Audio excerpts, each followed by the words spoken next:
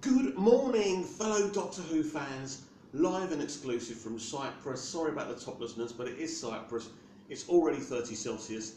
So it's time to talk about this new casting for the 13th Doctor. 13 Doctors. Wow, have we got that far? So I was really looking forward to this announcement because I knew it was going to be explosion. I was 98.9% sure they were going to cast the first female Doctor. Now, a female Doctor wasn't something I ever wanted, but I wasn't one of these who's going, oh no, never watching again. But let me be clear, if that is your attitude and you are really angry, you are right. That is your right. As a Doctor Who fan, right, it is your right to react any way you want, as long as your criticism is constructive. So, Jodie Whittaker has a great CV, right? At least they haven't cast some 16-year-old girl we've never heard of, you know, really pretty, you know, something like ridiculous like that. They've cast a really experienced actress. She's a really good actress, and she has the potential to pull it off. But at the end of the day, it is now Chris Chibnall's job to turn this show around. This show has plummeted in the ratings globally. Creatively, it's been a bit of a mess. Whether you love Steven Moffat or not, talented guy, but I just think running a show was never his forte. But we move on from Steven Moffat. So Jodie is the new Doctor, whether we like it or not. So we either stick by the show or just walk away like children and just let the show die. And that's not what I want. I don't want the show to die, and I'm sure most of you die-hard Doctor Who fans don't want the show to die. So what does Jodie Whittaker mean for the show, the future of the show? Well, really, the future of the show is that her casting will bring a brand new fan base, mostly of young girls, a few older women, and different types of guys watching as well. So even if people do walk away, I think a new mainstream audience can be garnered here. But people are asking me, are you excited about Jodie Whittaker's casting? I'm more intrigued than excited. In Broadchurch, she made me believe she was a devastated, grieving mother.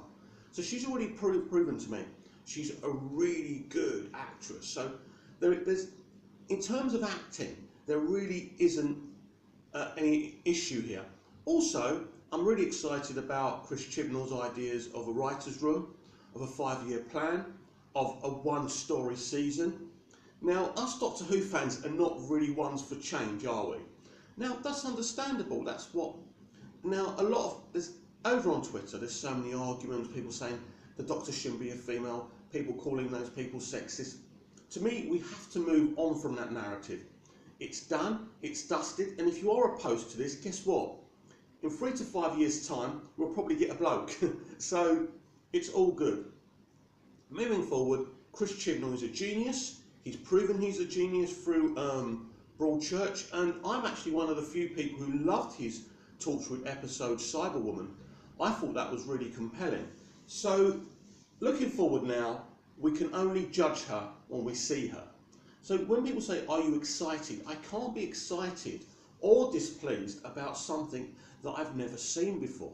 So that's where I am. And my attitude always has been, even though I'd rather us not go the female Doctor route, mainly because of pandering, my attitude it has always been, if she's a good actress and she pulls it off and she gets me excited about Doctor Who, so what? Some people are saying she's going to have to be an awesome Doctor because she's a woman.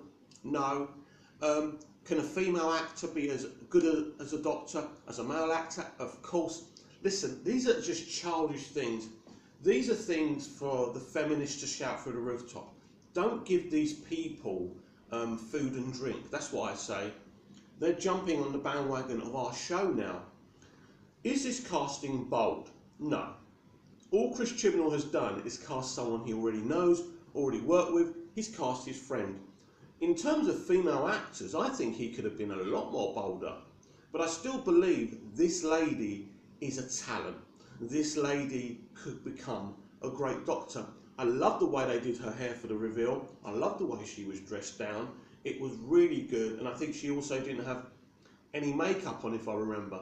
Not that that matters, but what's really important here is we go back to the excitement of the Russell T Davies era, and if Jodie's Doctor can give that to us, hey, I'm all for it. So it's a brand new Doctor, so really looking forward to seeing her at Christmas, seeing what she gives to the role. But again, a 1-2 minute stint cannot be judged, but we will be able to see kind of Chris's idea. Is she going to be running around? Is she going to be excitable? Can she do the comedy? I've only seen her in Broadchurch, so if any of you have seen her on anything else, comment below and tell me what you think of her, as an actress. I think to me, there is some excitement with this casting, mainly because Steven Moffat will no longer be in charge.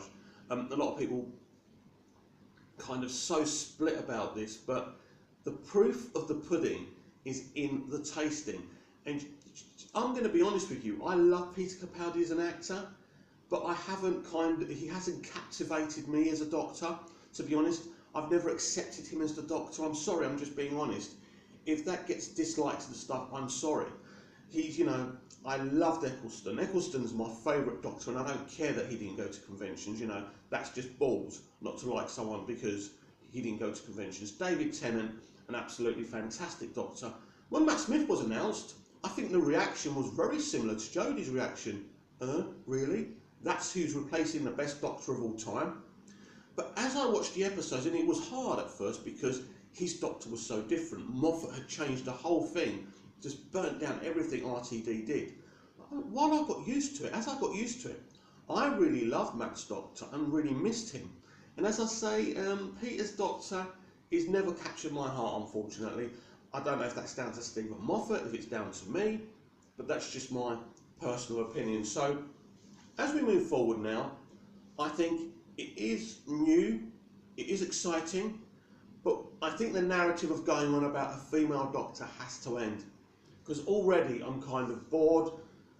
7 out of 10 out, some people are saying they're happy when they're not. Look, listen, I think the Doctor Who community, one of the things I love about it, is that it's an open community, and we should be open and constructive about this decision rather than saying, oh, great decision, if we don't mean that, or just go with what's in you, but give it a chance. This is Doctor Who.